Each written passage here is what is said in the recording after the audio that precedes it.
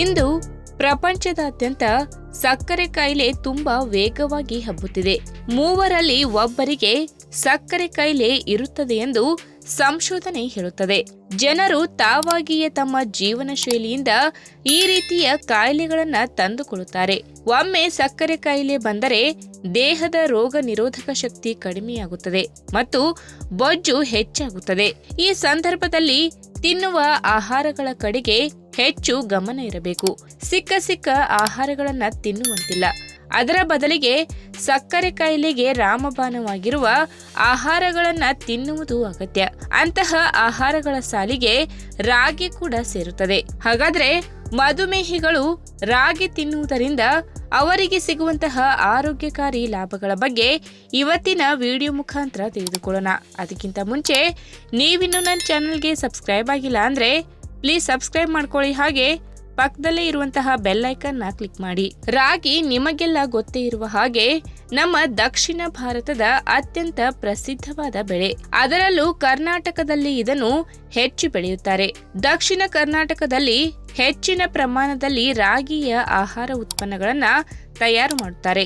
ಈಗ ಪ್ರಶ್ನೆ ಏನೆಂದರೆ, ಸಕ್ಕರೆ ಕಾಯಿಲೆ ಅಥವಾ ಮಧುಮೇಹ ಹೊಂದಿರುವವರು ರಾಗಿ ಉತ್ಪನ್ನಗಳನ್ನ ತಿನ್ನುವುದರಿಂದ ಕಾಯಿಲೆಯನ್ನ ನಿಯಂತ್ರಣ ಮಾಡಿಕೊಳ್ಳಲು ಸಾಧ್ಯವಿದೆಯೇ ಎಂದು. ರಾಗಿ ಕಾರ್ಬೋಹೈಡ್ರೇಟ್ ಪ್ರಮಾಣವನ್ನು ಅತಿ ಹೆಚ್ಚಾಗಿ ಒಳಗೊಂಡಿರುವ ಪೌಷ್ಟಿಕಾಂಶಯುಕ್ತ ಆಹಾರ ಪದಾರ್ಥ. ನೋಡಲು ತುಂಬಾ ಸಣ್ಣ ಕಾಳುಗಳಲ್ಲಿ ಬರುವಂತಹ ರಾಗಿ ಯಾವುದೇ ರೀತಿಯ ಸಂಸ್ಕರಣೆಗೆ ಒಳಗೊಂಡಿರುವುದಿಲ್ಲ. ಹಾಗಾಗಿ ಇದು ನಮಗೆ ಶುದ್ಧ ರೂಪದಲ್ಲಿ ಸಿಗುತ್ತದೆ ಮತ್ತು ನಾವು ಸಹ ಅದೇ ರೀತಿ ತಿನ್ನುತ್ತೇವೆ. ರಾಗಿಯಲ್ಲಿ ಫಾಲಿಫಿನಾಲ್, ಕ್ಯಾಲ್ಸಿಯಂ ಮತ್ತು ಅಗತ್ಯ ಅಮೈನೋ ಆಮ್ಲಗಳು ಸಿಗುತ್ತವೆ. ಸಕ್ಕರೆ ಕಾಯಿಲೆ ಇರುವವರಿಗೆ ರಾಗಿ ಬಹಳ ಪ್ರಯೋಜನಕಾರಿ. ಹಾಗಾಗಿಯೇ ವೈದ್ಯರು ರಾಗಿಯ ಆಹಾರ ಪದಾರ್ಥಗಳನ್ನು ಮಧುಮೇಹ ರೋಗಿಗಳಿಗೆ ತಿನ್ನಲು ಹೇಳುತ್ತಾರೆ. ಅಷ್ಟೇ ಅಲ್ಲದೆ ರಾಗಿಯಲ್ಲಿ ಅನೇಕ ಔಷಧೀಯ ಗುಣಲಕ್ಷಣಗಳು ಸಹ ಇರಲಿದ್ದು ರಕ್ತದಲ್ಲಿನ ಸಕ್ಕರೆ ಪ್ರಮಾಣವನ್ನು ಉತ್ತಮವಾಗಿ ನಿರ್ವಹಿಸುತ್ತದೆ. ಜೊತೆಗೆ ಹೆಚ್ಚಿನ ಪ್ರಮಾಣದ ಕೊಲೆಸ್ಟ್ರಾಲ್ ಮಟ್ಟವನ್ನು ರಕ್ತದಲ್ಲಿ ಕಡಿಮೆ ಮಾಡುತ್ತದೆ. ಇದು ಪ್ರತಿಯೊಬ್ಬರು ಗಮನಿಸಬೇಕಾದ ವಿಚಾರ. ಆಹಾರ ತಜ್ಞರ ಪ್ರಕಾರ ರಾಗಿಯಲ್ಲಿ ನಾರಿನ ಅಂಶದ ಪ್ರಮಾಣ ಹೇರಳವಾಗಿದೆ. ಹಾಗಾಗಿ ಮಧುಮೇಹ ಹೊಂದಿರುವ ಜನರು ಇದನ್ನು ಸೇವಿಸಬಹುದು. ರಾಗಿ ರೊಟ್ಟಿ, ರಾಗಿ ಮುದ್ದೆ, ರಾಗಿ ದೋಸೆ ಇವುಗಳನ್ನ ತಯಾರು ಮಾಡಿಕೊಂಡು ತಿನ್ನುವುದರಿಂದ ಹೊಟ್ಟೆ ಹಸಿವು ಕಡಿಮೆಯಾಗುತ್ತದೆ ಮತ್ತು ಬೇರೆ ಬೇರೆ ಆಹಾರ ಪದಾರ್ಥಗಳನ್ನ ತಿನ್ನುವ ಸಾಧ್ಯತೆ ಇರುವುದಿಲ್ಲ. ಜೊತೆಗೆ ಉತ್ತಮವಾದ ಜೀರ್ಣಶಕ್ತಿ ಕೂಡ ಸಿಗುತ್ತದೆ. ಇನ್ನು ರಾಗಿ ತನ್ನಲ್ಲಿ ಕಡಿಮೆ ಪ್ರಮಾಣದ ಗ್ಲೈಸೆಮಿಕ್ ಸೂಚ್ಯಂಕವನ್ನ ಹೊಂದಿರುವ ಕಾರಣ ಇದು ರಕ್ತದಲ್ಲಿನ ಸಕ್ಕರೆ ಪ್ರಮಾಣವನ್ನ ನಿಯಂತ್ರಣ ಮಾಡುತ್ತದೆ ಮತ್ತು ಸಕ್ಕರೆ ಕಾಯಿಲೆ ಬರುವ ಸಾಧ್ಯತೆಯನ್ನ ತಡೆಯುತ್ತದೆ. ಅದರಲ್ಲೂ ವಿಶೇಷವಾಗಿ ಟೈಪ್ 2 ಡಯಾಬಿಟಿಸ್ ಬರದಂತೆ ನೋಡಿಕೊಳ್ಳುತ್ತದೆ. ನಮ್ಮ ದೇಹ ವಿಶೇಷವಾಗಿ ಸಕ್ಕರೆ ಪ್ರಮಾಣವನ್ನು ಶಕ್ತಿಯ ರೂಪವಾಗಿ ಬಳಸಿಕೊಳ್ಳುತ್ತದೆ ಮತ್ತು ನಮ್ಮ ಇಡೀ ದಿನದ ಕಾರ್ಯಚಟುವಟಿಕೆಗಳನ್ನು ಮಾಡಲು ನೆರವಾಗುತ್ತದೆ. ಇನ್ನು ಯಾರಿಗೆ ಮಧುಮೇಹ ಬರುತ್ತದೆ ಅವರಿಗೆ ಆದಷ್ಟು ಬೇಗನೆ ಮೈಯಲ್ಲಿನ ಮೂಳೆಗಳು ದುರ್ಬಲಗೊಳ್ಳುತ್ತವೆ. ಹೆಚ್ಚಿನ ಪ್ರಮಾಣದ ಸಕ್ಕರೆ ಅಂಶ ದೇಹದಲ್ಲಿದ್ದರೆ ಈ ರೀತಿಯಾಗುತ್ತದೆ.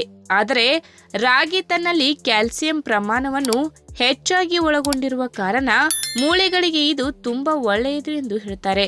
ಆರೋಗ್ಯ ತಜ್ಞರ ಮಾಹಿತಿಯ ಪ್ರಕಾರ ಮಧುಮೇಹ ಹೊಂದಿರುವವರು ಬೇರೆ ಆಹಾರ ಪದಾರ್ಥಗಳಂತೆ ತಮ್ಮ ದೇಹದ ಪ್ರತಿದಿನದ ಅಗತ್ಯತೆಗೆ ಸರಿಹೊಂದುವ ಹಾಗೆ 60% ಸೇವನೆ ಮಾಡಬೇಕು.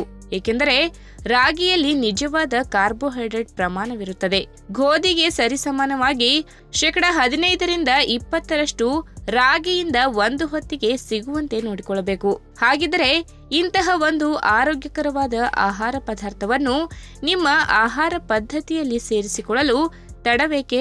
ಸಣ್ಣ ಪ್ರಮಾಣದಲ್ಲಿ ಮೊದಲು ಪ್ರಾರಂಭ ಮಾಡಿ, ಅನಂತರ ಹೆಚ್ಚು ಮಾಡಿಕೊಳ್ಳಬಹುದು.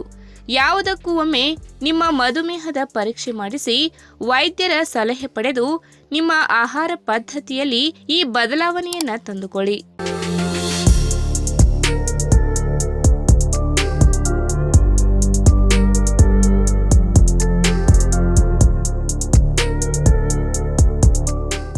ಆಂಗ್ಲ ಭಾಷೆಯಲ್ಲಿ ರಾಗಿ ಬಾಲ್ ಎಂದು ಚಿರಪರಿಚಿತವಾಗಿರುವ ರಾಗಿ ಮುದ್ದೆ ಪೌಷ್ಟಿಕಾಂಶವುಳ್ಳ ಆಹಾರವಾಗಿದೆ. ಗ್ರಾಮೀಣ ಪ್ರದೇಶದ ಮಂದಿ ರಾಗಿ ಮುದ್ದೆಯನ್ನು ತಮ್ಮ ಪ್ರಧಾನವಾದ ಆಹಾರವಾಗಿಸಿಕೊಂಡಿದ್ದಾರೆ.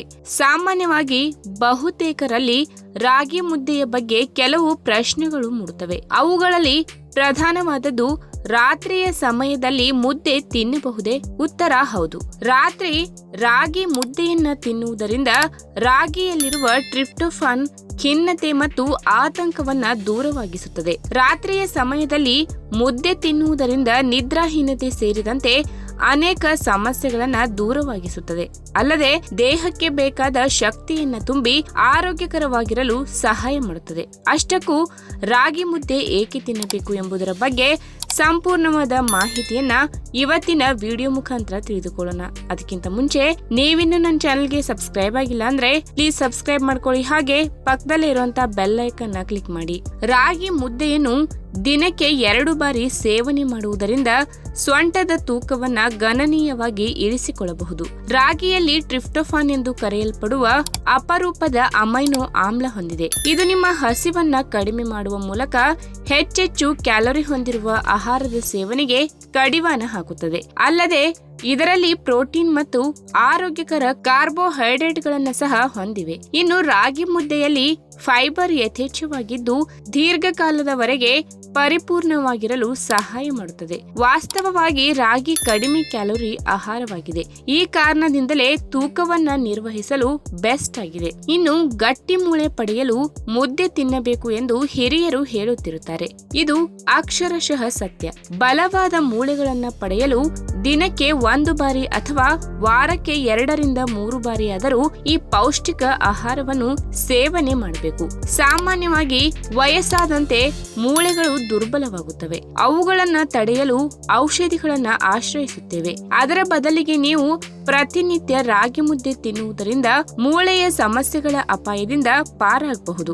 ಇದರಲ್ಲಿರುವ ಕ್ಯಾಲ್ಸಿಯಂ, ವಿಟಮಿನ್ ಡಿ ನಿಮ್ಮ ಮೂಳೆಯನ್ನು ಬಲವಾಗಿಸಿ ಆರೋಗ್ಯಕರವಾಗಿರಿಸಲು ಸಹಾಯ ಮಾಡುತ್ತದೆ. ಭವಿಷ್ಯದಲ್ಲಿ ಸಂಭವಿಸಬಹುದಾದ ಮೂಳೆ ಮುರಿತ, ಆಸ್ಟಿಯೋಪೊರೋಸಿಸ್ ಸಮಸ್ಯೆಯಿಂದ ರಾಗಿ ಮುದ್ದೆ ಕಾಪಾಡುತ್ತದೆ.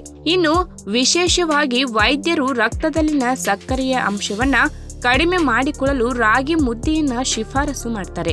ರಾಗಿ ಮುದ್ದೆ ಮಧುಮೇಹ ಹೊಂದಿರುವವರಿಗೆ ಬೆಸ್ಟ್ ಫುಡ್ ಎಂದೇ ಹೇಳಲಾಗುತ್ತದೆ. ಇದರಲ್ಲಿ ಕಡಿಮೆ ಸಕ್ಕರೆಯ ಅಂಶ ಮತ್ತು ಕಡಿಮೆ ಕ್ಯಾಲೋರಿ ಹೊಂದಿರುವುದರಿಂದ ಮಧುಮೇಹಿಗಳಿಗೆ ಒಳ್ಳೆಯದು. ರಾಗಿಯಲ್ಲಿ ಫೈಬರ್ ಮತ್ತು ಪಾಲಿಫಿನಾಲ್ಗಳು ಹೇರಳವಾಗಿದೆ. ಫೈಬರ್ ಜೀರ್ಣಕ್ರಿಯೆಯನ್ನ ವೇಗಗೊಳಿಸುವ ಕಾರಣ ಮಧುಮೇಹದ ಅಪಾಯವನ್ನ ಕಡಿಮೆ ಮಾಡಲು ಬೆಂಬಲಿಸುತ್ತದೆ. ಅಷ್ಟೇ ಅಲ್ಲ, ಕಡಿಮೆ ಗ್ಲೈಸೆಮಿಕ್ ಪ್ರತಿಕ್ರಿಯೆಯನ್ನು ಹೊಂದಿದೆ. ಇದು ಆರೋಗ್ಯಕರ ರಕ್ತದಲ್ಲಿನ ಸಕ್ಕರೆಯ ಮಟ್ಟವನ್ನ ಕಾಪಾಡಿಕೊಳ್ಳಲು ಉತ್ತೇಜಿಸುತ್ತದೆ.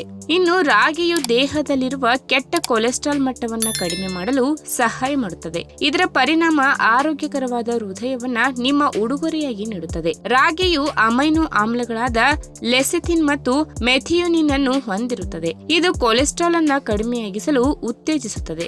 ಹಾಗೆಯೇ ಯಕೃತ್ತಿನ ಹೆಚ್ಚುವರಿ ಕೊಬ್ಬನ್ನ ಕಡಿಮೆ ಮಾಡಿ ಯಕೃತ್ತಿನಲ್ಲಿ ಕೊಬ್ಬಿನ ರಚನೆಯನ್ನ ಕೂಡ ತಡೆಯುತ್ತದೆ. ಒಟ್ಟಾರೆ ರಾಗಿಯು ಪಾರ್ಶ್ವವಾಯು, ಅಧಿಕ ರಕ್ತದೊತ್ತಡ ಮತ್ತು ಹೃದಯದ ಕಾಯಿಲೆಗಳ ಅಪಾಯವನ್ನ ಕಡಿಮೆ ಮಾಡುತ್ತದೆ. ಇನ್ನು ರಾಗಿಯಿಂದ ವಿವಿಧ ಖಾದ್ಯಗಳನ್ನ ತಯಾರಿಸಿಕೊಂಡು ನೀವು ಸೇವನೆ ಮಾಡಬಹುದು. ಸಿಹಿಯಾದ ರಾಗಿ ಲಡ್ಡುಗಳು, ರಾಗಿ ದೋಸೆ, ರಾಗಿ ಮುದ್ದೆ, ರಾಗಿ ರೊಟ್ಟಿ ನಿಮ್ಮ ನಾಲಿಗೆಯನ್ನ ಸಂತುಷ್ಟಗೊಳಿಸಬಹುದು. ಈ ಆಹಾರಗಳು ಬೇಗನೆ ಜೀರ್ಣವಾಗುತ್ತದೆ, ಅಲ್ಲದೆ ಒತ್ತಡಕ್ಕೆ ವಿದಾಯ ಹೇಳುತ್ತದೆ. ರಾಗಿಯು ದೇಹವನ್ನ ಶಾಂತಗೊಳಿಸಲು ಮತ್ತು ಒತ್ತಡದಿಂದ ದೂರ ಉಳಿಯಲು ಪರೋಕ್ಷ ಅಥವಾ ನೇರವಾಗಿ ಸಹಾಯ ಮಾಡುತ್ತದೆ. ಸಾಮಾನ್ಯವಾಗಿ ಮಾನವರಲ್ಲಿ ಕಂಡುಬರುವ ಆತಂಕ, ಅಧಿಕ ರಕ್ತದೊತ್ತಡ, ಖಿನ್ನತೆ ಮತ್ತು ಮೈಗ್ರೇನ್ಗಳಂತಹ ಪರಿಸ್ಥಿತಿಗಳಿಗೆ ಚಿಕಿತ್ಸೆಯನ್ನ ನೀಡುತ್ತದೆ. ಈ ವಿಡಿಯೋ ನಿಮಗೆ ಇಷ್ಟವಾದಲ್ಲಿ ತಪ್ಪದೆ ಲೈಕ್ ಮಾಡಿ, ಶೇರ್ ಮಾಡಿ, ಹಾಗೆ ನಿಮ್ಮ ಅನಿಸಿಕೆನ ಕಮೆಂಟ್ ಮೂಲಕ ತಿಳಿಸಿ.